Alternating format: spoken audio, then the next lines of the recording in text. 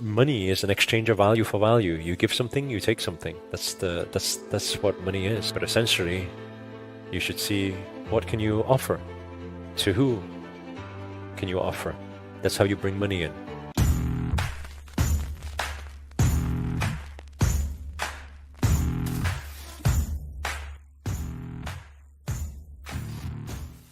Like, what are some steps to like manifest instant cash? Manifesting instant cash would have the thought of, let me get my vibrations right, let me visualize manifesting a lot of cash, let me script it, let me believe it, let me trust it, let me relax, detach from the outcome, and let me let the opportunities come in. But essentially, you need to be taking a lot of action. Like, you need to be doing both. So you can do your morning visualization work on attracting a lot of cash. You can do it before you sleep either. You can do affirmations to do with wealth. But you need to ask yourself the question, the people who are manifesting cash, what are they doing to manifest it? And you find that a lot of the simple actions is very logical stuff. From finding a product and selling it, finding someone else's product, partnering up and saying, I'll sell it for you, and suddenly you have some cash. You know, it's you have to understand that how money works. If you sell something, you have money. You know, if you buy something at a lower price and you sell something at a higher price, or if you sell something, if you don't need to buy anything as well, you use somebody else's thing, you sell it for them, you make cash. That's just, money is an exchange of value for value. You give something, you take something. That's what money is. So, you know, like I said, you can do all the visualization stuff. You can do the scripting stuff. It will help you be more aware of all the opportunities around you. But essentially, you should see what can you offer, to who can you offer. That's how you bring money in. You know, that's one way to look at it. The second way to look at it is, where can I leverage? Leverage is a big game. I would like everybody to take note of this because it's valuable for everyone. Leverage is a huge game in wealth creation. It's actually a wealth law. And it's not just a wealth law, it's also a spiritual law. So, right, I've got a huge opportunity for you.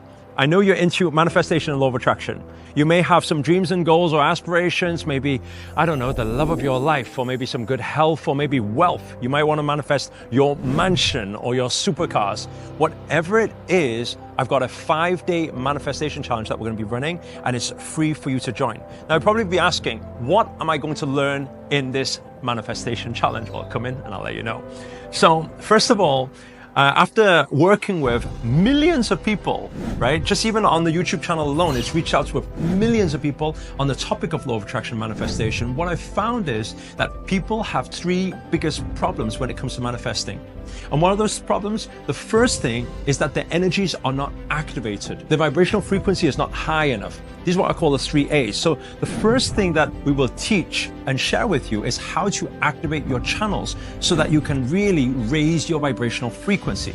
The second A is to do with alignment. Right? We always talk about aligning our thoughts, our feelings, our actions. I don't know if you've had it before. You may have a dream, you have a goal, you have something that you really want to manifest, right? And then you set the intention, and then later on you start doubting, you start fearing, you start thinking, oh, why is this happening? Because we need to learn to vibrationally be aligned.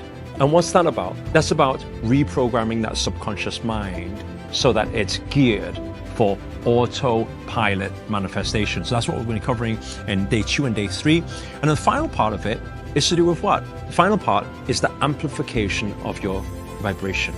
When you amplify your vibrations, what happens is our energy field, it expands. When it expands, what happens? It connects. When you can connect your energies with the universe, then the universe will always deliver to you immediately.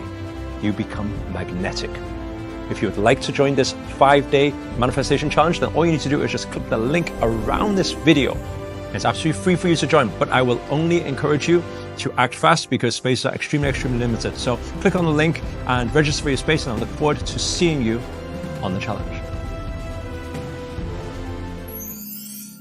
if we ask the average person and we say, and let's say they have 1,000 in a bank account, and you say there's an opportunity, it's $10,000. The average person will say, I don't have the money.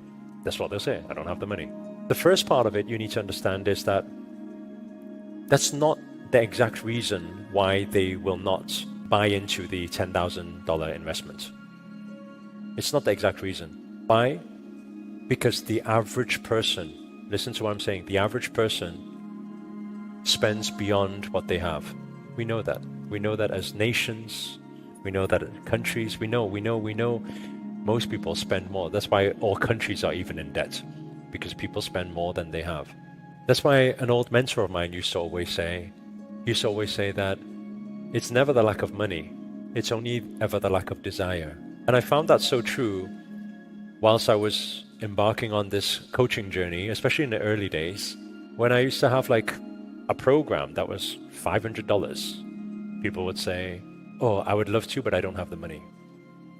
Then the next event I see them in, they're rocking up with the newest iPhone. And I'm like, dude, last time I seen you, you said you didn't have any money. You must be minted now. Oh, no. I got it on finance. But the iPhone costs more than the wealth program you could have got for $500. What do you realize? You realize it's never the lack of money. It's only ever the lack of desire. Everyone, majority of people is in debt. When people say they don't have money, it doesn't mean they don't have money. It means they don't have desire, actually. Because if they desired something enough, they will find a way. That's why we always say it's never the lack of resources, it's only ever the lack of resourcefulness.